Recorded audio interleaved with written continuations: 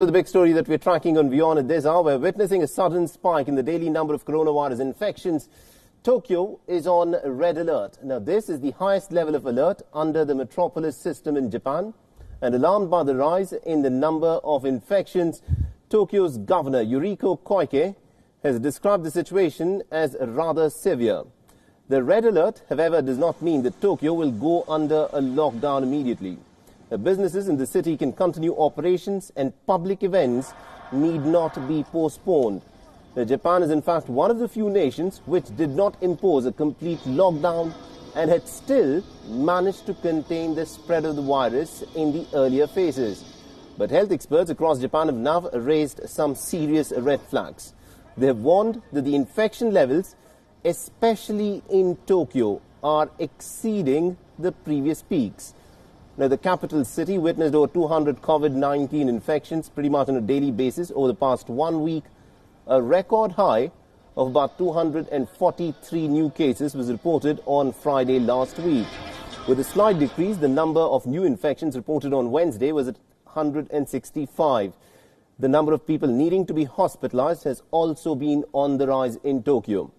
Now, the governor has said that the plan was to proactively conduct more tests in a bid to contain the spread of the infection. Authorities have also urged people to avoid visiting restaurants. The local government also plans to offer subsidies to the nightclubs, which shut down willingly. Now, as per reports in the local media, residents in Tokyo have been asked to avoid visiting their parents and relatives living in rural towns, which have so far reported far fewer cases. The cases have been on the rise in other cities in Japan as well. Osaka, for instance, has reported nearly about 61 cases on Wednesday, its highest daily spike since the 20th of April.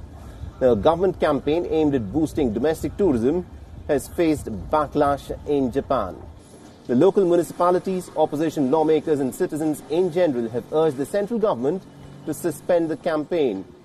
Japan's economy minister, however, has said that the government will cautiously proceed with the campaign, while the government is looking to promote intra-Japan travel to help the economy. Japan's international borders still remain shut. Japan has so far reported about 22,000 cases of infections and about 1,000 fatalities linked to COVID-19. All right, now to give us more perspective in terms of what is actually unfolding in terms of the coronavirus infection in Japan, we're joined by our correspondent, Grace Lee, who's joining us live from Tokyo. Grace, let me begin by asking you this. A lot of people actually had praised Japan with the fact that Japan, without a lockdown, had managed to bring the coronavirus infections under control. But over the last few days, especially in Tokyo, we've witnessed a number of infections that have come forth. What's happening there?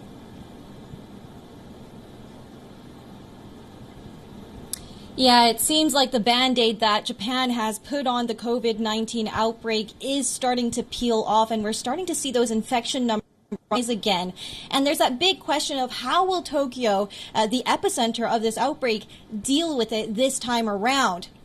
Now, last time, the state of emergency, that was largely a polite request from the government for businesses to shut down and for people to stay in their homes if possible. And we did see a lot of Japanese businesses and citizens here go along with that request, and that's how we saw that infection level subside. This time around, we're seeing a similar measure being put in place. The red alert at the moment is just simply the governor asking people to take more precautions, but experts are saying that's too vague and that she's simply asking people to be careful without giving them very straightforward guidelines. Yes, you should avoid nightclubs. Yes, you should avoid restaurants that aren't taking COVID-19 precautions, but at the same time, it's really not enough to make sure that we see those numbers go down gradually in the next few days. At this point of time, is there a strict lockdown that is being planned, at least for the capital city of Tokyo? Or is the business consideration, because of the fact that it could actually impact the economy in a big way, is that something that may prevent the governor from announcing a more strict lockdown to try and contain the infections?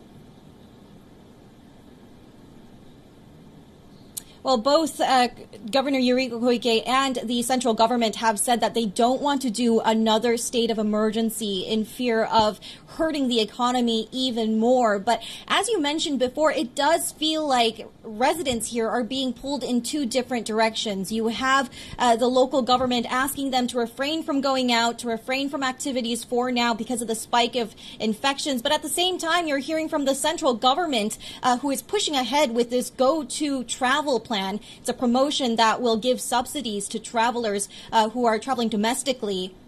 So they are being asked at the same time to go travel and support the economy, and that's sending some very mixed messages. Now, the big worry here is that residents here in Tokyo will take on that request from the central government, go travel to rural areas and spread the disease to places where they have a limited amount of hospitals, limited personnel who can deal with COVID-19, and the spread of the virus there will be especially devastating. All right, we'll have to leave it there. Thank you very much indeed, Grace Lee, for joining us from Tokyo and getting us all those insights.